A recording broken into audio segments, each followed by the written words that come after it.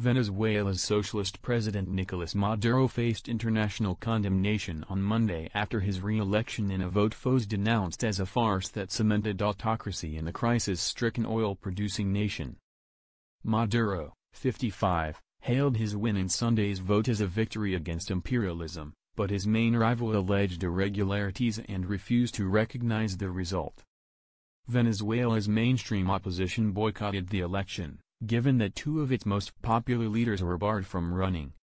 Authorities had banned the coalition and various of its parties from using their names, and the election board is run by Maduro loyalists. Turnout was under 50%. Thousands of Maduro supporters, many wearing red berets, hugged and danced outside the Miraflores presidential palace, showering confetti in the yellow, blue and red colors of the Venezuelan national flag. "The revolution is here to stay," a jubilant Maduro told the crowd, promising to prioritize economic recovery after 5 years of recession in the OPEC nation of 30 million people. "Let's go, Nico," his supporters chanted until after midnight during party scenes in downtown Caracas. "We mustn't cave to any empire, or go running to the International Monetary Fund as Argentina did. The opposition must leave us alone to govern," said government supporter Ingrid Sequeira, 51. She wore a t-shirt with a logo featuring the eyes of Maduro's socialist predecessor, the late Hugo Chavez. Senior U.S. State Department officials declared Sunday's vote a sham and repeated threats to impose sanctions on Venezuela's all-important oil sector, which is already reeling from falling output, a brain drain, and creaking infrastructure. Spain, which has led European Union criticism of Maduro, also weighed in. Venezuela's electoral process has not respected the most basic democratic standards. Spain and its European partners will study appropriate measures and continue to work to alleviate Venezuelan suffering, tweeted Prime Minister Mariano Rajoy. In a blistering statement, the 14-nation Lima group of countries in the Americas from Canada to Brazil said it did not recognize the legitimacy of the vote and would be downgrading diplomatic relations. The group deplored Venezuela's grave humanitarian situation behind a migrant exodus, and promised to help coordinate with international financial bodies to crack down on corruption and block loans to the government. However, regional leftist allies of Venezuela, from Cuba to Bolivia, sent their congratulations. China and Russia, which have both poured money into Venezuela in recent years, were also unlikely to join in the international condemnation.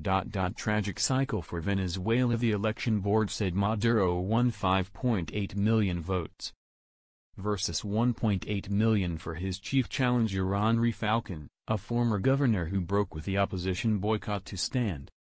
Turnout was 46%, the election board said, way down from the 80% at the last presidential vote in 2013. Suggesting turnout was even lower, an electoral board source told Reuters 32.3% of eligible voters cast ballots by 6 p.m. 2200 GMT, as most polls shut. The government used ample state resources during the campaign and state workers were pressured to vote. Falcon called for a new vote, complaining about the government's placing of nearly 13,000 pro-government stands called red spots close to polling stations nationwide. Mainly poor Venezuelans lined up to scan state-issued fatherland cards at red tents after voting, in hope of receiving a prize promised by Maduro. The fatherland cards are required to receive benefits including food boxes and money transfers. Some anti-government activists said the opposition coalition should have fielded a candidate regardless of how uneven the playing field might be. But the opposition coalition, which has been divided for most of the duration of the Chavismo movement founded by Chavez after he took office in 1999, appeared united after the vote and said its boycott strategy had paid off. "I implore Venezuelans not to become demoralized. Today Maduro is weaker than ever before. We're in the final phase of a tragic cycle for our country. The fraud has been exposed and today the world will reject it," tweeted opposition leader Julio Borges. It was not yet clear what strategy the opposition would now adopt, but major protests seem unlikely given widespread disillusionment and fatigue. Caracas was calm and many of its streets were empty on Monday morning. Protesters did, however, barricade some streets in the southern city of Puerto Ordaz, drawing tear gas from National Guard soldiers, witnesses said. Economic pressures. Maduro, who faces a colossal task turning around Venezuela's moribund economy, has offered no specifics on changes to 2 decades of state-led policies. The Bolivar currency is down 99% over the past year and inflation is at an annual 14,000%, according to the National Assembly.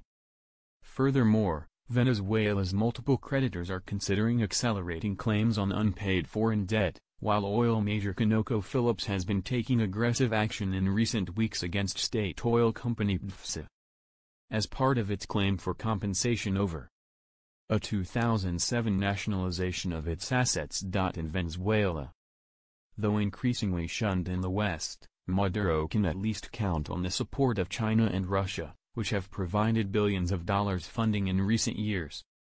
In Beijing, Foreign Ministry spokesman Liu Kang said China believed the Venezuelan government and people could handle their own affairs and that everyone should respect the choice of the Venezuelan people.